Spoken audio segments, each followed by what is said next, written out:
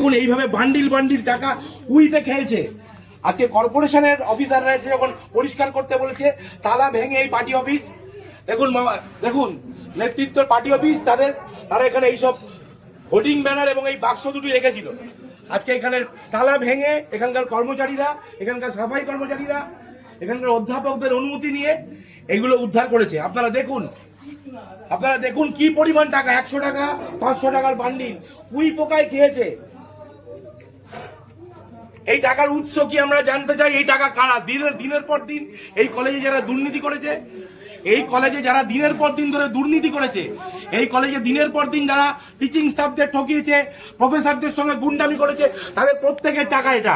এবং এই টাকা কোথা থেকে এসছে তারও উত্তর দিতে হবে। আমরা আজ পুলিশ ডেকেছি, মিডিয়াকে আমরা খবর দিয়েছি, তারা আসছে, এগুলো তারা সিজার করবে, এগুলো তারা নেবে এবং তাদের প্রত্যেকের জন্য সাজা হবে।